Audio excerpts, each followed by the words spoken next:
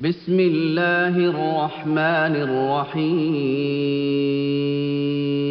بسم اللہ الرحمن الرحیم۔ میرے محترم بزرگوں، میرے عزیز بھائیوں اور بہنوں، اور پیس ٹی وی پہ لائیو دیکھنے والے کروڑوں ناظرین، السلام علیکم ورحمۃ اللہ وبرکاتہ۔ نماز پڑھنے کے جو اہم رکن ہیں وہ قرآن مجید میں کا ذکر آتا ہے اور باقی کا ذکر آتا ہے حدیث میں، لیکن قرآن کے ذریعے ہمیں پتہ لگتا ہے کہ قرآن مجید میں اللہ سبحانہ وتعالیٰ فرماتے ہیں سورہ بقرہ میں، سورہ نمبر 2 آیت نمبر 144 اللہ فرماتے ہیں کہ جب بھی آپ نماز کے لیے کھڑے ہوتے ہیں، صلاح کے لیے کھڑے ہوتے ہیں، اپنا رخ مسجد حرام کی طرف کرو۔ Turn your face towards the sacred mosque۔ جدھر بھی آپ ہے اپنا رخ، اپنا چہرہ مسجد حرام کی طرف کرو۔ یہ ہمارے لیے قبلہ ہے، کعبہ ہمارا قبلہ ہے۔ نماز پڑھتے وقت ہمیں رخ کرنا چاہیے مسجد حرام کی طرف، یہ فرض ہے۔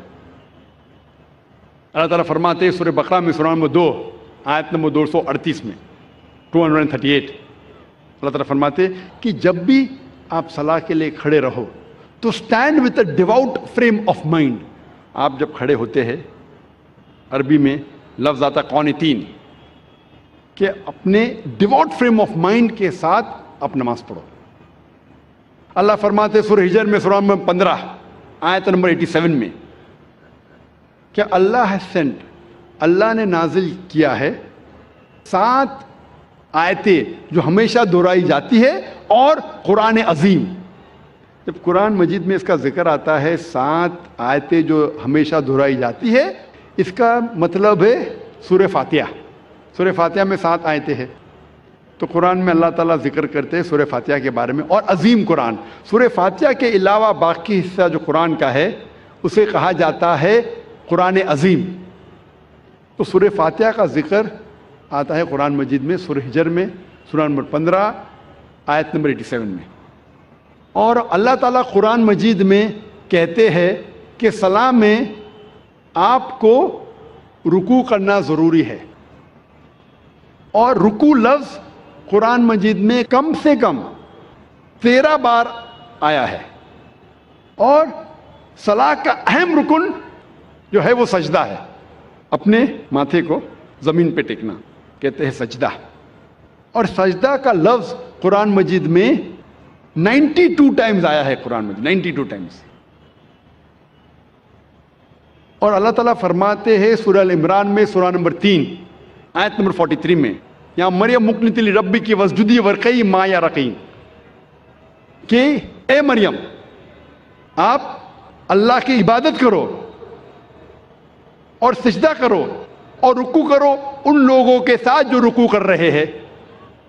اور اللہ تعالیٰ فرماتے ہیں سورہ حج میں، سورہ نمبر 22 آیت نمبر 77 میں، کہ اے مومنو رکوع کرو اور سجدہ کرو اور اچھے کام کرو تاکہ آپ فلاح پاؤ۔ تو کئی بار قرآن مجید میں کہا گیا ہے رکوع کے بارے میں اور سجدے کے بارے میں۔ اور اس کے علاوہ قرآن مجید میں کئی بار کہا گیا اطیعوا اللہ واطیعوا الرسول، اللہ کی اطاعت کرو اور اللہ کے رسول کی اطاعت کرو۔ کئی بار قرآن مجید میں آتا ہے۔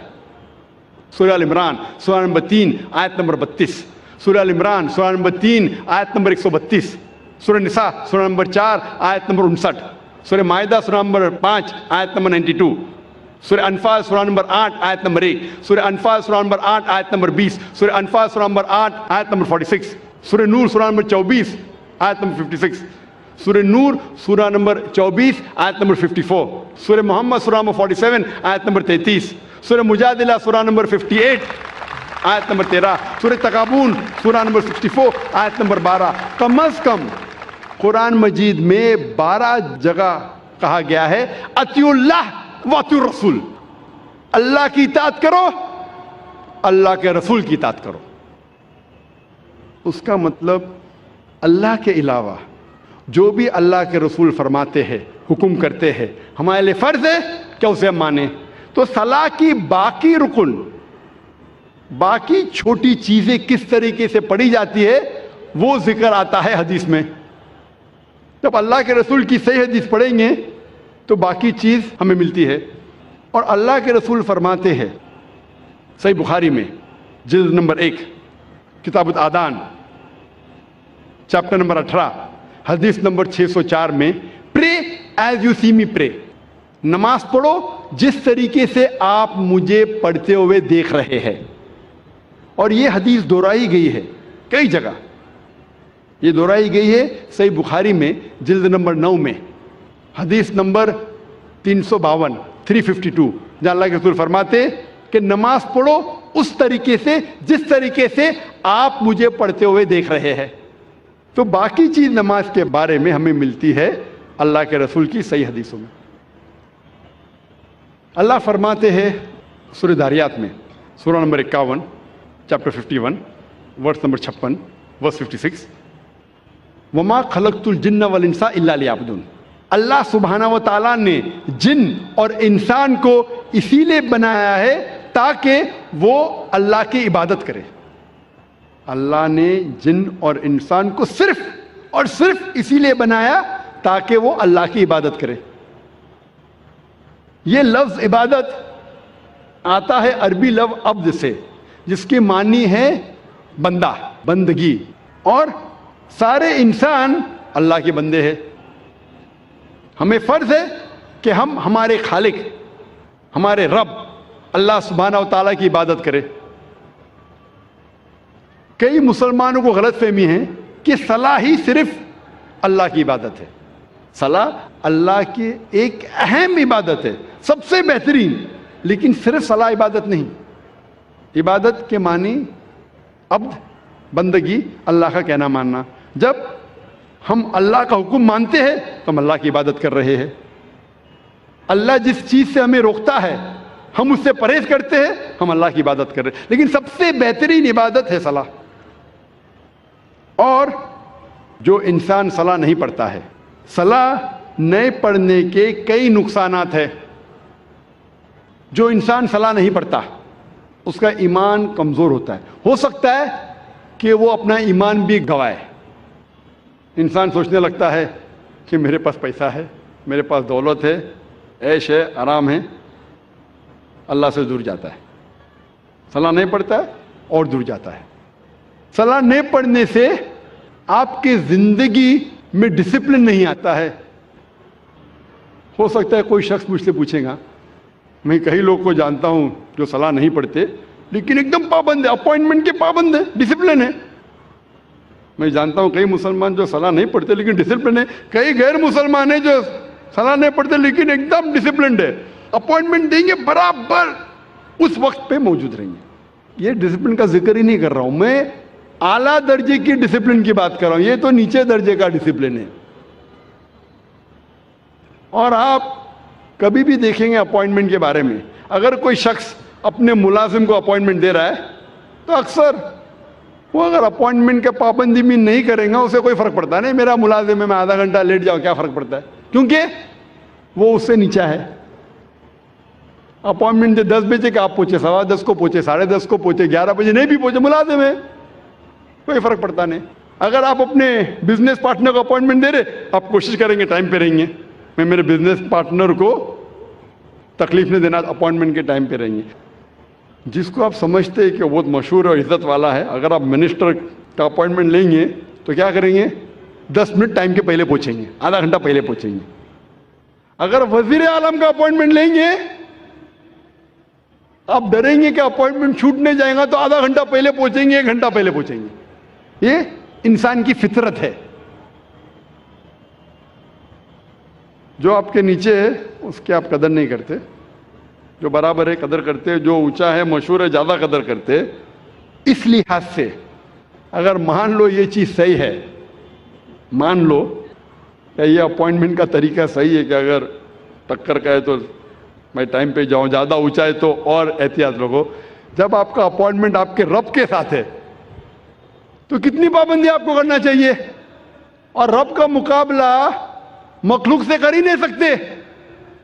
اگر وزیر کو ملنے کے لیے اتنی پابندی کر رہے تو اپنے رب کو ملنے کے لیے کتنی پابندی کرنا چاہیے آپ کو؟ رب کا مقابلہ وزیر سے ہو ہی نہیں سکتا ہے. وَلَمْ يَكُنْ لَهُ كُفُوًا أَحَدٌ, اس کے جیسا کوئی نہیں ہے. تو میں اس اپوائنٹمنٹ کی بات کر رہا ہوں, اونچے درجے کی. اگر صلاح سے دور رہیں گے تو آپ کی زندگی میں ڈسپلن آئیں گا ہی نہیں. جب وزیر آپ کا تھوڑا فیور کرتا ہے تو آپ ہل جاتے ہیں, اس کے لیے کچھ بھی کرنے کو تیار ہے. ہمارا خالق آپ کو زندگی دی ہے, ہمیں زندگی دی ہے, ہمیں اتنے نعمت دی ہے, ہم کتنا شکر ادا کرتے. اور جو سب سے بہترین نعمت ہے وہ تو ہم کبھی سوچتے بھی نہیں. میں آپ سے پوچھنا چاہتا ہوں کہ سب سے بہترین نعمت کیا ہے جو ضروری ہے آپ کے لیے جینے کے لیے؟ کیا ہے؟ کیا ہے؟ ہوا. شاید آپ نے تقریر سن چکے پہلے. ہاں, میں پوچھنا چاہتا ہوں کتنے لوگ ہمارے خالق کا شکریہ ادا کرتے کہ ہوا جو ہمیں چند منٹوں کے لیے نہیں ملیں گی تو مر جائیں گے. چند منٹوں کے لیے ہوا نہیں ملیں گی, ہم بولتے یا رب شکریہ, آپ نے ہمیں گھر دیا, آپ نے ہمیں گاڑی دی. کتنے لوگ شکریہ ادا کرتے پانی کے لیے, کتنے لوگ شکریہ ادا کرتے ہوا کے لیے.